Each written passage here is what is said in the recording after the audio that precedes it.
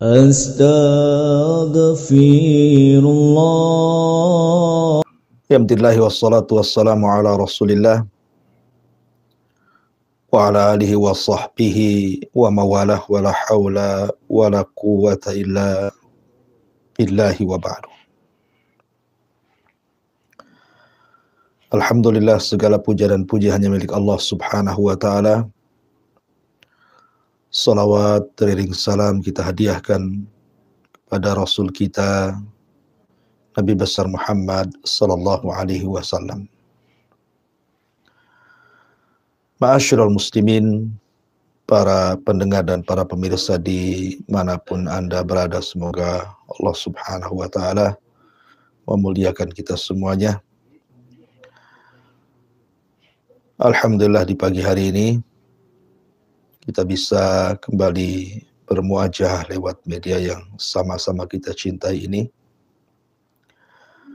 Dan pembahasan di pagi hari ini kita akan membahas tentang azan dan suara gonggongan anjing.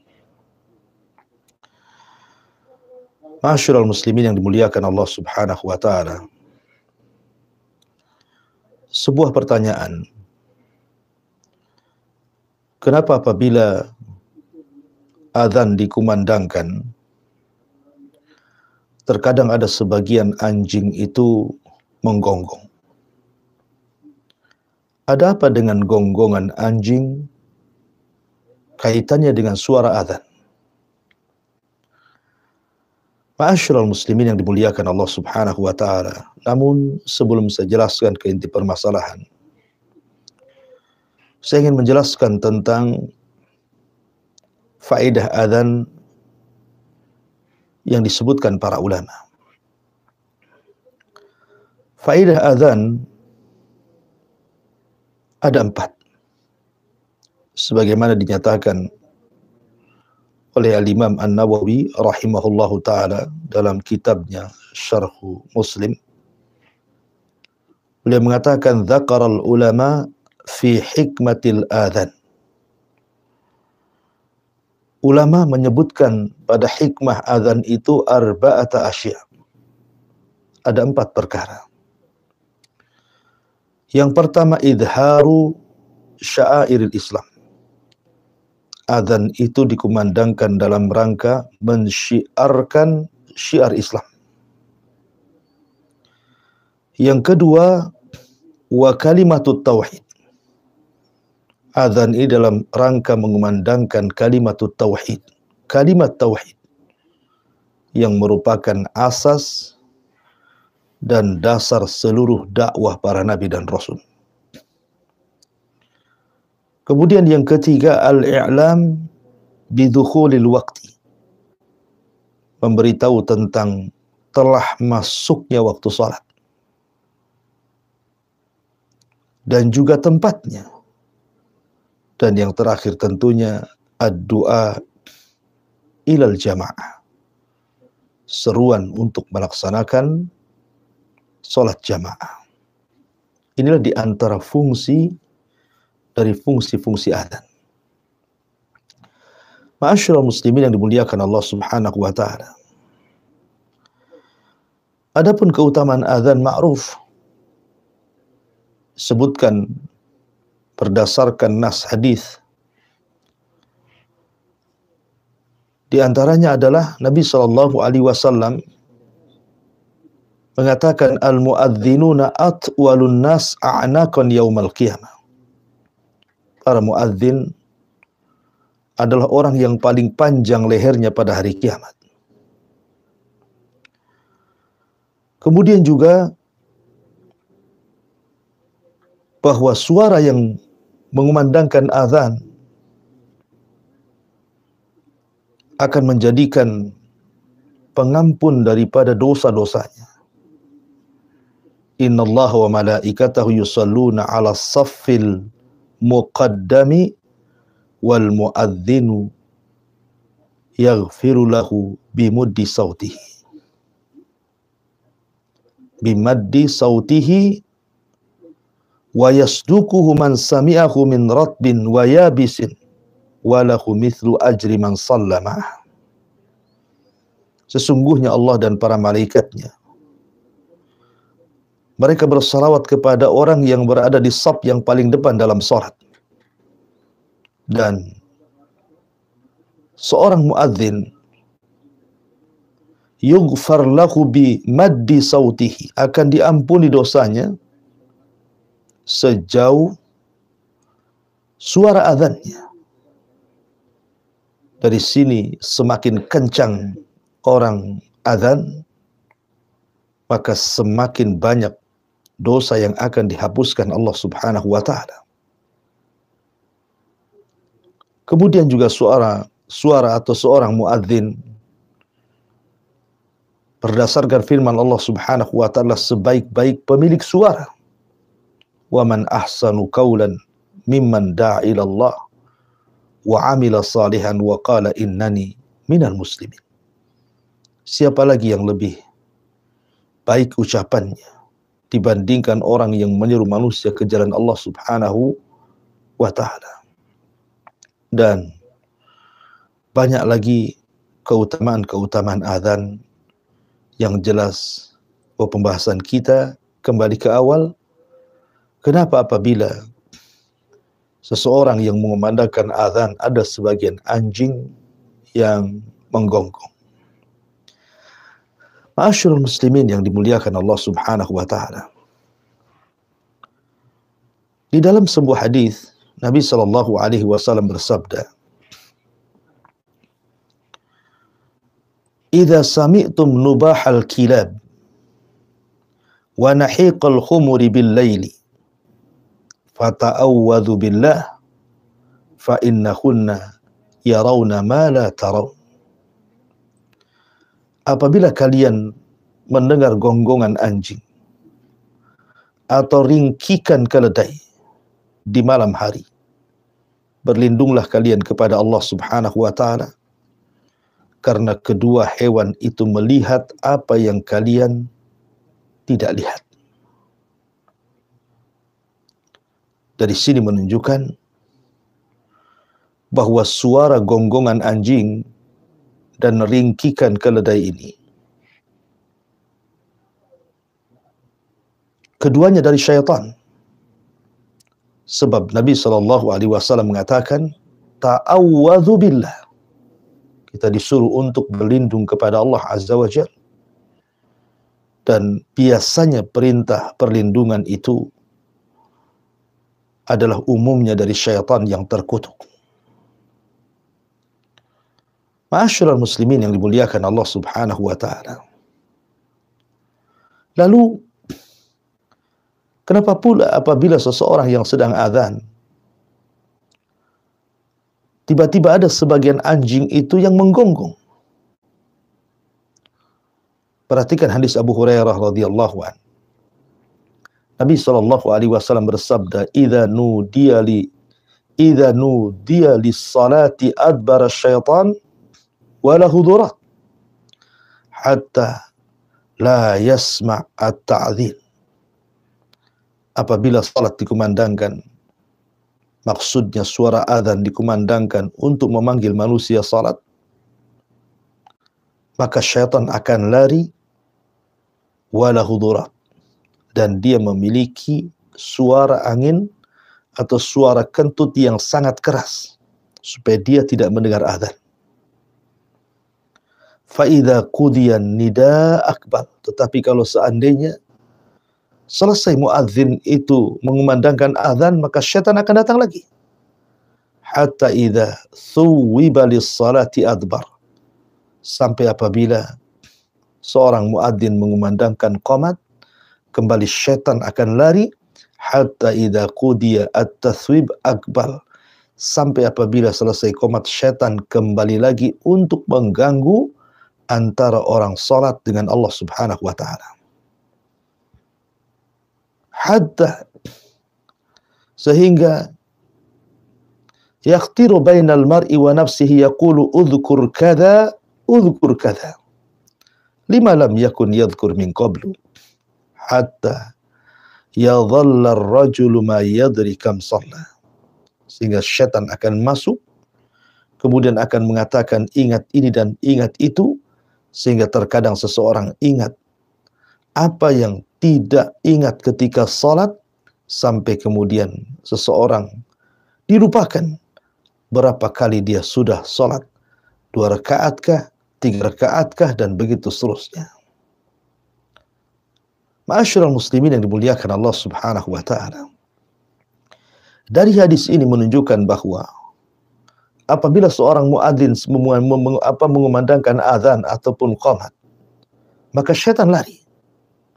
Boleh jadi, kata para ulama, apabila seseorang yang sedang mengumandangkan azan tiba-tiba terdengar suara gonggongan anjing, maka ada 2 perkara yang disebutkan para ulama. Pertama, anjing ini melihat syaitan sehingga dia menggonggong. Jadi ketika suara azan berkumandang, maka syaitan akan lari, dan syaitan yang sedang lari itu terlihat oleh anjing, sehingga anjing ini menggonggong. Ini satu pendapat. Yang kedua, atau anjing itu adalah, atau sebagian anjing itu sendiri jelmaan dari syaitan, sehingga dia menggonggong ketakutan. Dan itu berdasarkan hadis yang dikeluarkan Imam Muslim. Nabi SAW mengatakan, al-kalbul aswad syaitan, bahwa anjing hitam itu adalah syaitan. Bahkan para ulama mengatakan bahwa syaitan itu terkadang tatasawwar, tatasyakkal. Dia bisa beralih rupa, bisa dalam bentuk unta, bisa dalam bentuk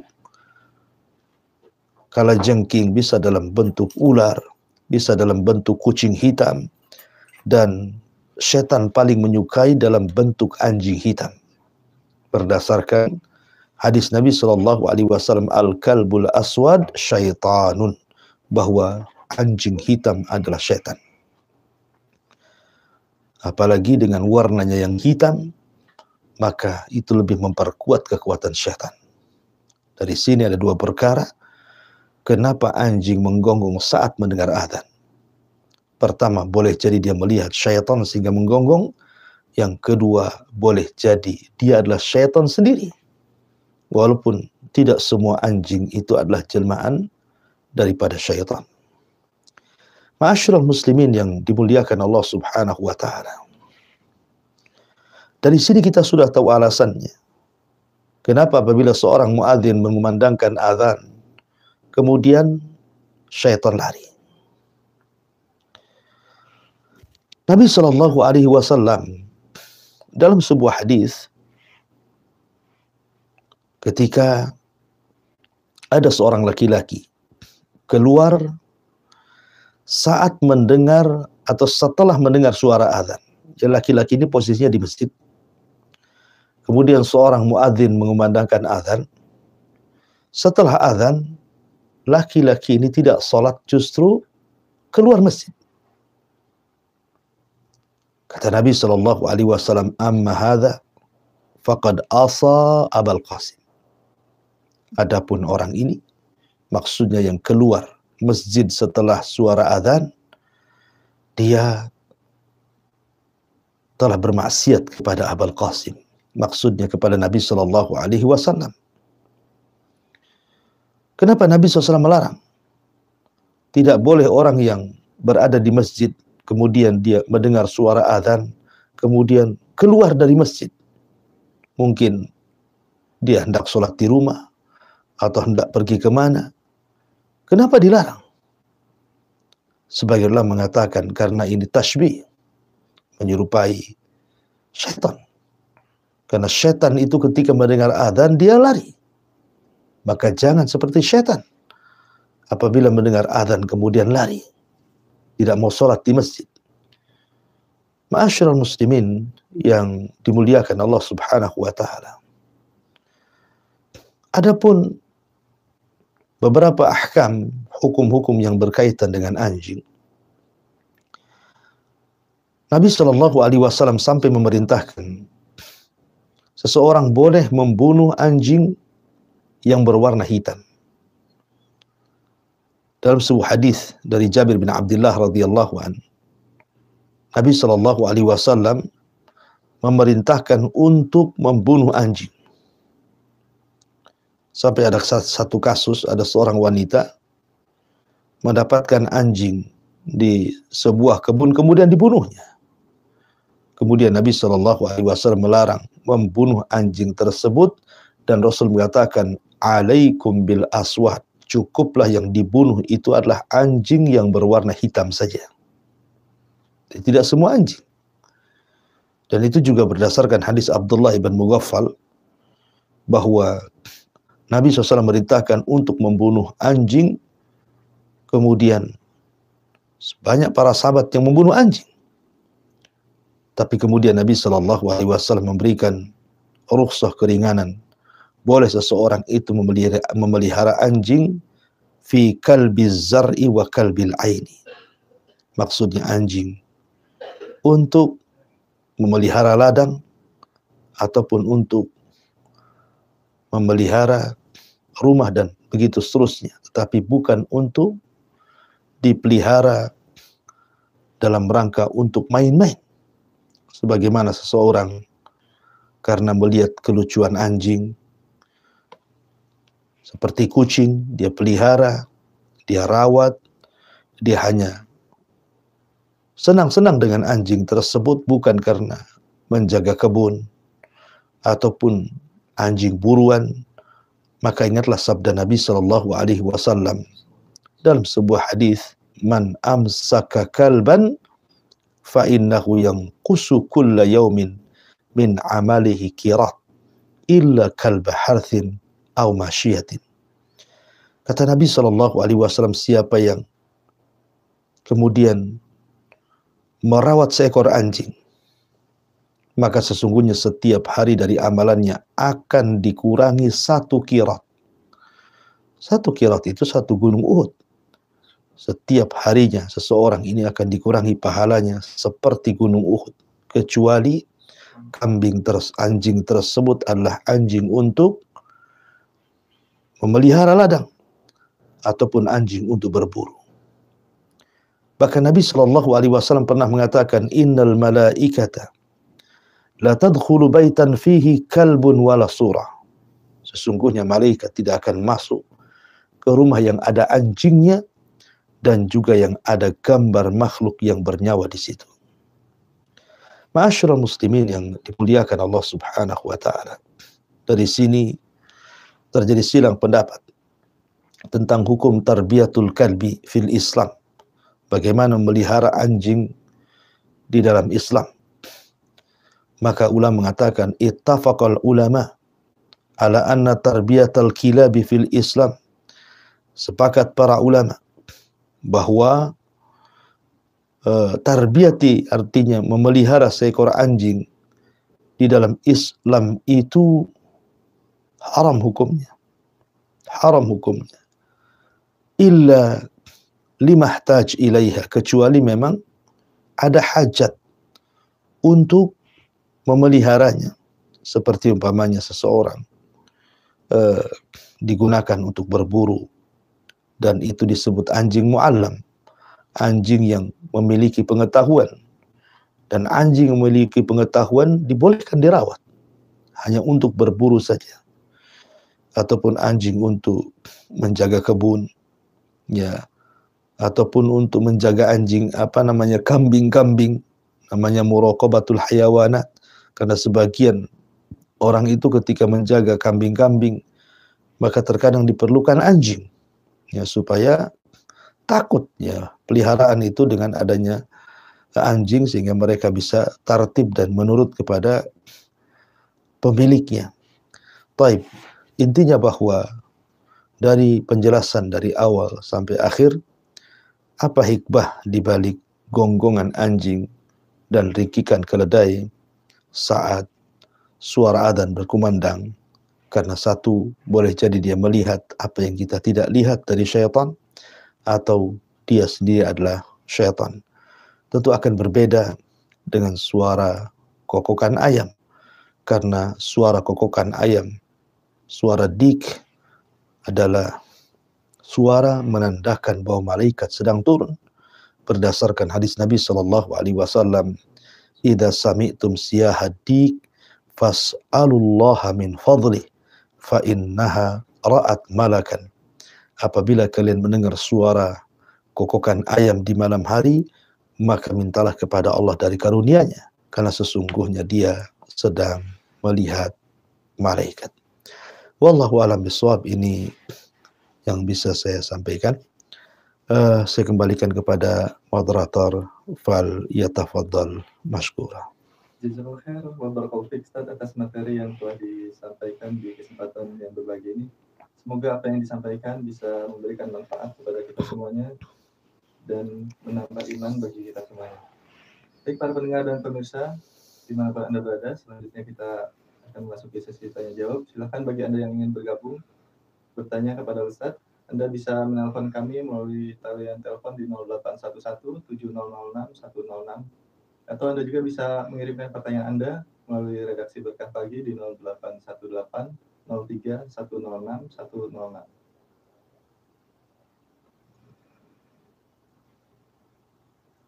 Baik, saya bacakan pertanyaan yang sudah masuk, Ustaz.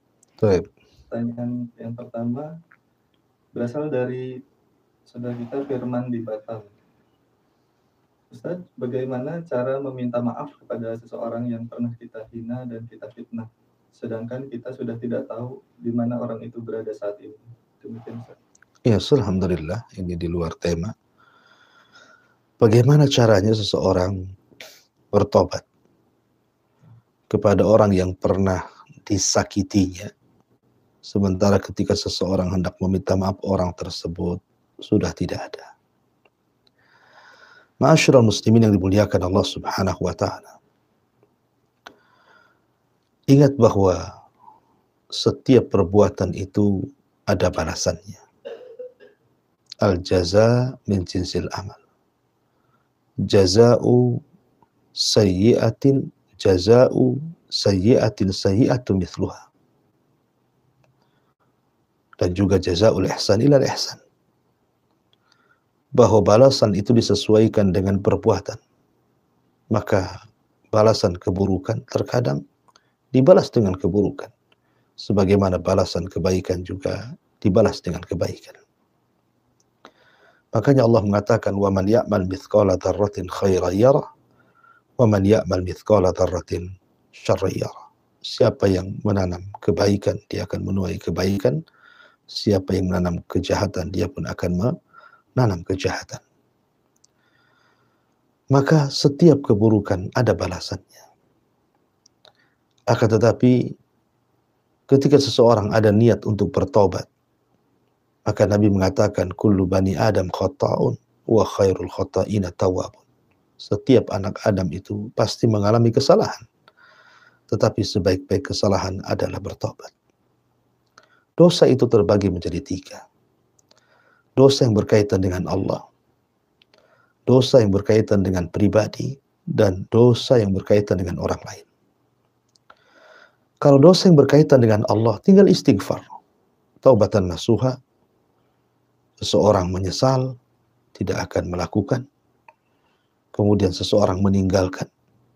Kemudian berazam, terus istiqomah dan juga memperbaiki keburukan dengan kebaikan. Maka selesai. Allah insya Allah akan mengampuni dosa kita. Atau berkaitan dengan diri sendiri, menzalimi diri sendiri. Tinggal merubah dengan kebaikan. Tetapi menzalimi orang lain tentu juga akan berbeda. Karena Allah Subhanahu wa taala akan tangguhkan ampunannya sampai orang yang dizalimi itu betul-betul memaafkan, atau kalau tidak terjadi kisos pada hari kiamat. Ma'asyiral muslimin yang dimuliakan Allah Azza wa Jalla. Lalu bagaimana caranya supaya kita dapat maaf dari orang yang pernah kita zalimi sementara dia sudah tidak ada? Boleh jadi dia sudah meninggal, boleh jadi mungkin dia antah berantah di mana. Maka para ulama mengatakan, pertama, bertobatlah kepada Allah Azza wa Jalla. Minta agar Allah Subhanahu wa taala mengampuni dosanya. Kemudian yang kedua, pujilah kalau memang Anda pernah memburuk-burukan orang tersebut, maka sekarang Anda harus ganti dengan pujian. Kalau Anda pernah menjelek-jelekan, ganti dengan pujian. Atau kalau Anda pernah mengambil haknya, maka Anda sedekahkan, niatkan sedekah ini pahalanya untuk orang yang Anda ambil haknya. Jadi kalau dalam bentuk barang, Anda bisa disedekahkan, atau dalam bentuk uang Anda bisa sedekahkan, kemudian pahalanya diniatkan kepada orang yang Anda pernah ambil haknya. Atau kalau dalam bentuk cacian, dalam bentuk ghibah, dalam bentuk namimah, maka Anda perbaiki. Kalau Anda pernah jelek-jelekan, Anda sekarang misi Anda memuji dia, menghilangkan keburukannya, menghilangkan aibnya. Walaupun tentu ini tidak sebanding, tetapi itu sudah ada usaha dan ada upaya supaya ringan hisabnya di hari akhir. Karena bagaimanapun kalau Anda memperhatikan hadis muflis, hadis orang yang bangkrut adalah orang yang satu sisi mau pahala, tapi sisi lain mau dosa. Akhirnya barter pahala dan dosa. Kalau seandainya masih tersisa, maka dia ada kesempatan masuk surga. Tapi kalau sudah tidak tersisa, terkadang Allah masukkan ia ke neraka. Naudzubillah. Wallahu a'lam. Syukran Ustaz atas pencerahannya. Demikian, semoga tidak hanya bermanfaat bagi penanya dan juga semoga bermanfaat bagi para pendengar dan pemirsa yang lainnya. Baik, pertanyaan berikutnya Ustaz datang dari Abdullah di Batam. Assalamualaikum Ustaz. Waalaikumsalam. Bila dari sebelum azan banyak anjing yang menggonggong seperti bunyi meraung, apakah termasuk itu tanda melihat setan? Syukran. Ya, alhamdulillah. Tadi sudah saya bahas bahwa ada hadis Nabi Shallallahu Alaihi Wasallam, apabila Anda mendengar suara gonggongan anjing atau ringkikan keledai di malam hari, maka bertaudlah kepada Allah Azza wa Jal, karena mereka melihat apa yang kita tidak lihat. Dari hadis ini kata para ulama bahwa gonggongan anjing saat mendengar azan itu ada dua perkara yang melatar belakanginya. Pertama, boleh jadi dia melihat setan yang sedang kabur karena mendengar suara azan sehingga anjing ini menggonggong. Kemudian yang kedua, atau boleh jadi anjing itu sendiri adalah syaitan, apalagi dia anjing yang berwarna hitam. Tetapi bukan berarti semua anjing hitam itu setan, tidak. Artinya setan itu suka menjelma menjadi anjing yang berwarna hitam, apalagi warna hitam itu warna yang disukai oleh setan. Ya, jadi itu alasannya. Tetapi kalau di luar daripada suara azan, ya kan, ya terkadang anjing menggonggong biasa, ya namanya anjing menggonggong. Tetapi kalau di malam hari memang ada nasnya, ya kalau di malam hari memang kita disuruh ta'awud apabila mendengar suara gonggongan anjing. Wallahu a'lam. Jazakallah Ustaz atas penjelasannya. Demikian untuk penanya, semoga bisa dipahami dan juga bermanfaat bagi para pendengar dan pemirsa yang lainnya. Kemudian pertanyaan berikutnya dari Abu Safira di Batam. Assalamualaikum Ustaz. Waalaikumsalam. Bila dalam sholat saya saat membaca tasyahud awal karena anak tersilap, tiba-tiba anak kebablasan sampai akhir tasyahud akhir, apakah sholatnya sah? Demikian. Masalah bacaan tasyahud ada khilaf di antara ulama. Ada yang mengatakan bahwa tasyahud awal dengan akhir itu sama bacaannya. Tetapi ada juga yang mengatakan bahwa tasyahud awal itu sampai batas syahadat saja. Artinya sampai asyhadu an la ilaha illallah asyhadu anna Muhammadar Rasulullah. Baru tasyahud akhir mungkin dilanjutkan dengan salawat. Allahumma sholli ala Muhammad atau salat Ibrahimiyah. Kemudian juga secara hukum berbeda. Tasyahud awal itu wajib. Tasyahud akhir itu rukun daripada salat. Sehingga dari sini maka orang yang kemudian membaca tasyahud awal sampai kebablasan sampai terakhir sah. Karena ada yang berpendapat seperti ini. Kalaupun seseorang lupa tidak baca tasyahud sekalipun, maksudnya tasyahud awal, terkadang ada orang kemudian lupa langsung bangkit tanpa tasyahud awal, maka sholatnya sah-sah. Yang jelas dia melaksanakan sujud sahwi. Kalau tasyahud awal ya, karena hukumnya wajib. Dan hukumnya wajib itu ketika lupa, maka tidak mendatangkan, tetapi mendatangkan sujud sahwi lain dengan rukun. Kalau meninggalkan rukun, maka mendatangkan yang rukun plus dengan sujud sahwi. Tapi kalau meninggalkan yang wajib, maka tidak perlu mendatangkan yang wajib, cukup melaksanakan sujud sahwi. Apakah sah sholatnya? Sah insyaAllah. Satu pertanyaan terakhir Kak. Ya. Assalamualaikum Ustaz. Waalaikumsalam. Saya Lasmi di Depok. Saya pernah membuli tetangga saya dan sempat tidak saling menyapa dalam beberapa hari. tapi alhamdulillah sekarang sudah baikan lagi. Tetapi saya tidak tahu apakah tetangga saya sudah memaafkan saya atau belum, karena saya tidak pernah meminta maaf secara khusus akan hal itu. Apakah saya harus meminta maaf secara langsung? Syukran, Ustaz. Ya, alhamdulillah, salatu wassalamu ala rasulillah, amma ba'du. Kalau Anda memang merasa bersalah, maka sebaiknya Anda minta maaf. Memang meminta maaf itu berat, tetapi memaafkan itu jauh lebih berat lagi. Lebih baik Anda dapat maaf di dunia dengan perasaan malu, daripada Anda kemudian tidak dimaafkan dan akan menjadi sebuah amalan bagi orang yang kita zalimi, di mana pahala yang sudah Anda lakukan diambil semuanya atau diambil sebagian besarnya kelak pada hari di mana terjadi kisos antara kita dengan dia di hadapan Allah Azza wa Jalla.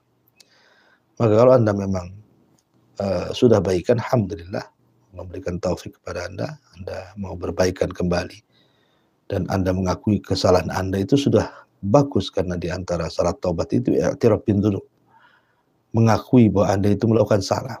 Karena kebanyakan orang yang melakukan maksiat itu tidak mau mengakui bahwa dia sedang maksiat, bahwa dia sedang berbuat salah. Makanya awal taubat itu mengakui bahwa seseorang itu merasa salah. Sebagaimana Adam alaihi salatu wassalam mengakui bahwa dia sudah melakukan kesalahan. Rabbana zalamna anfusana. Ya Allah, kami telah menzalimi diri kami. Fa illam taghfir lana, kalau Engkau tidak mengampuni kami, wa tarhamna, dan tidak memberikan kasih sayang kepada kami, latakuna minal khasirin, tentu kami akan termasuk orang-orang yang merugi. Artinya, Anda sudah mengakui Anda salah, karena ini berhubungan dengan dosa kepada orang lain, maka Anda harus meminta maaf kepada orang yang Anda zalimi. Kalau Anda pernah membuli dia, ya Anda minta maaf. Ya, tidak harus dijelaskan detail begitu ya, karena mungkin takut menyikap aib juga. Cukup datang, ya saya minta maaf kalau ada kata-kata saya selama ini yang kurang baik, kan bisa pakai bahasa umum seperti itu. Ya, datang, saya mungkin selama ini saya salah, mungkin ada ucapan saya yang terpleset, mungkin ada ucapan saya yang kurang baik, ucapan saya menyinggung, tolong maafin.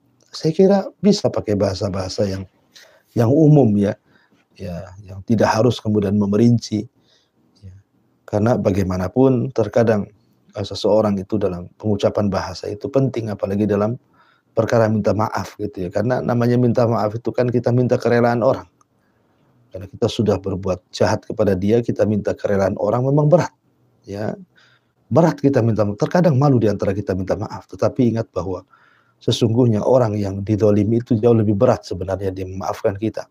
Tapi ada hati-hati yang Allah Subhanahu wa Ta'ala ciptakan lembut sehingga enak untuk memaafkan orang. Maka saya harapkan Anda minta maaf kepada orang yang Anda zalimi, itu lebih baik dan lebih bisa meringankan hisab Anda pada hari kiamat. Wallahu a'lam. Jazakallahu khair Ustaz atas penjelasannya, menjawab pertanyaan dari Ibu Lasmi di Depok.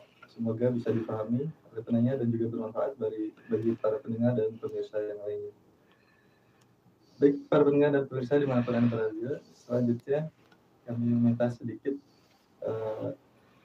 ringkasan kajian kepada Ustaz sebagai penutup pada program Berkah Pagi kali ini. Ya, alhamdulillah, salatu wassalamu ala rasulillah, amma ba'du. Inti daripada pembahasan yang kita bahas di pagi hari ini, suara adzan adalah bagian daripada syiar Islam. Suara adzan adalah bagian daripada kalimat tauhid. Suara adzan adalah bagian daripada pemanggilan orang untuk melaksanakan sholat jamaah. Dan suara adzan juga memberitahu bahwa telah datang masuk waktu sholat. Artinya adzan ini sebuah syariat yang sangat disyariatkan dalam Islam, karena dia adalah syiar yang tampak terkadang membedakan mana negeri Islam dan mana yang bukan negeri Islam. Ya. Makanya Nabi apabila menyerang sebuah kaum, maka didengar suara adzannya. Kalau tidak terdengar suara adzan, maka Nabi SAW akan menyerbunya. Tapi kalau Nabi mendengar suara adzan, maka Nabi tidak akan menyerbunya. Dari sini menunjukkan bahwa adzan terkadang menjadikan sebuah syiar bahwa adzan adalah bagian daripada tauhid yang sedang dikumandangkan. Kemudian yang kedua tentang masalah kenapa ada sebagian tempat apabila terdengar suara adzan tiba-tiba terdengar gonggongan anjing. bahkan ramai ya gonggongan anjing tersebut. Maka boleh jadi, saya ulangi dari awal, karena dua perkara, boleh jadi anjing melihat setan yang sedang lari ketika mendengar adzan, boleh jadi anjing yang hitam itu adalah syaitan itu sendiri. Ya, wallahu a'lam, ini diantara dua perkara yang bisa kita petik dari pembahasan di pagi hari ini. Saya kembalikan kepada moderator, falyatafaddal mashkura. Alhamdulillah, jazakumullah khairan wa barakallahu fiik Ustaz atas